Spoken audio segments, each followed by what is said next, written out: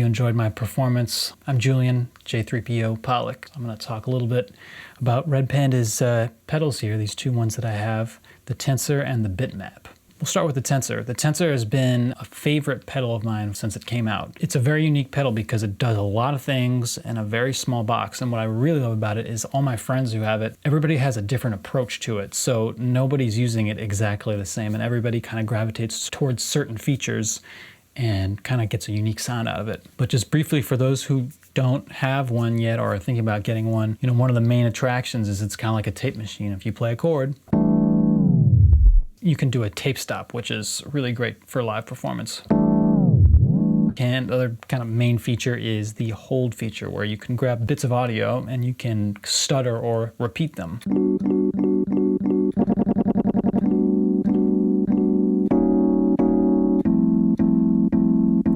You can also go in reverse.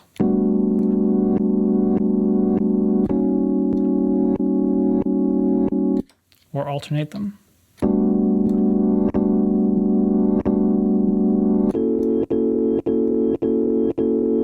What's really great about the way they've set this up is that when you press the button, when you let off, it immediately starts repeating again. So you can kind of dial in your repeats almost as if you were using like a tap tempo on a delay. So for example, if I know that the tempo is,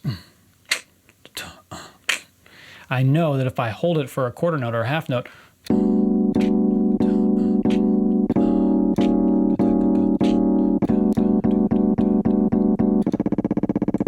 you can get all the way from just kind of doing beat repeat stuff all the way to the really glitchy short. And then you can marry that with also the tape stop stuff. So, which is a really cool DJ-ish effect that now we as instrumentalists can incorporate into our playing.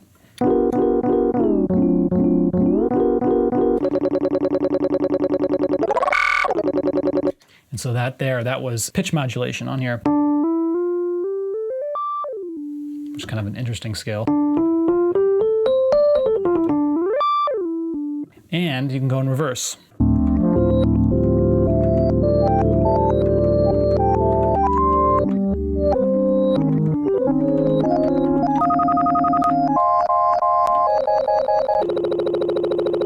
And you can, if you play something in, you can slow it down. So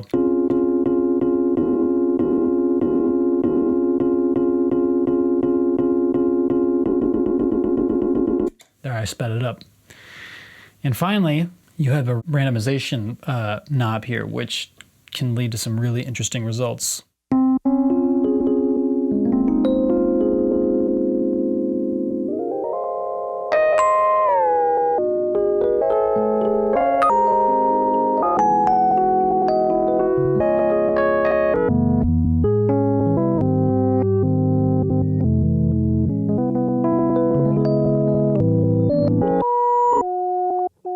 I mean, that's just from dialing in some random settings, and you have those interesting textures.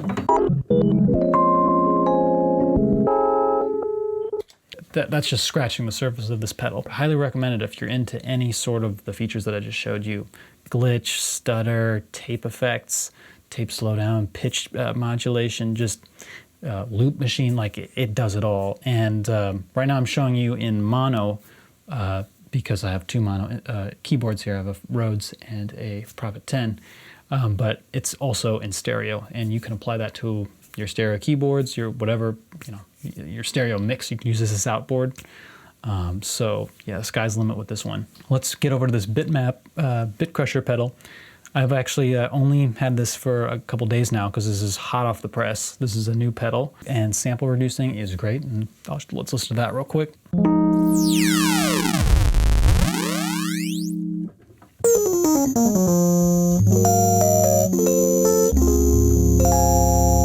I love bit crushing and sample rate reducing because it just gives whatever instrument you're playing just a completely new timbre, kind of lo-fi.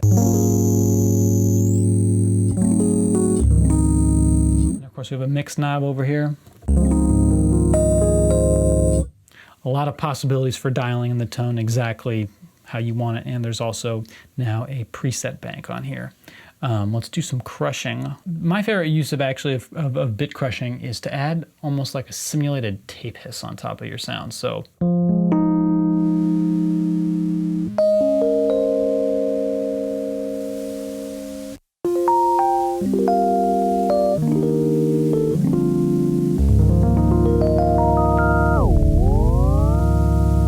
So in essence, though we're just using a bit crusher, it almost simulates that like analog tape saturation and tape hiss, which is awesome. There's another cool feature on here, which is it has an LFO for bringing in modulation to your bit crushing. So for example,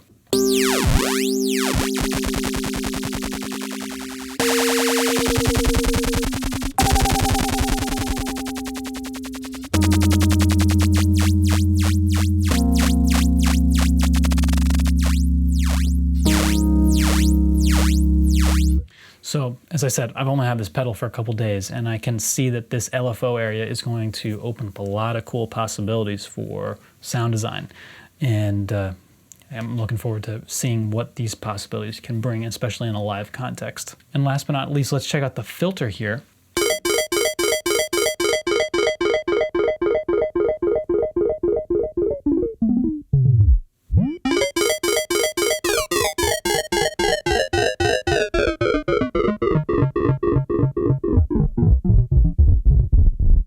So as you can see, there's a lot of possibilities here.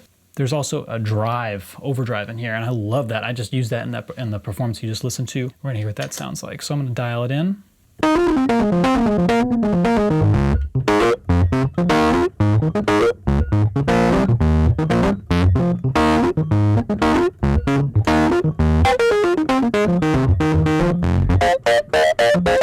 So I just love the way that distortion sounds. It's exactly what I want when I'm gonna play a solo or need that distorted Rhodes sound.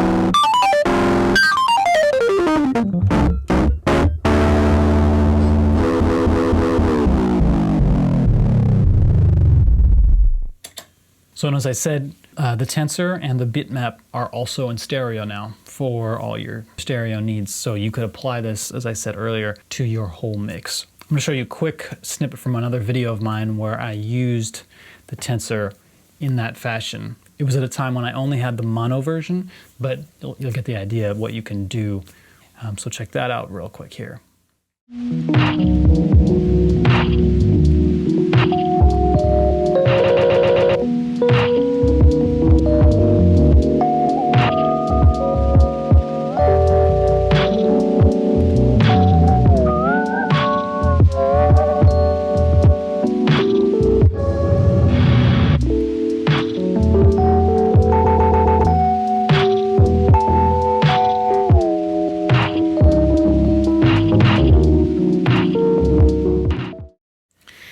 Anyhow, hope you enjoyed my presentation today of the tensor and the bitmap. Big shouts to Red Panda. They're doing really cool things, and I'm happy to be working with them. And I look forward to seeing what they continue to develop. Anyhow, Happy New Year. Enjoy the rest of your virtual NAMM, and hope we all get out to play some live music soon.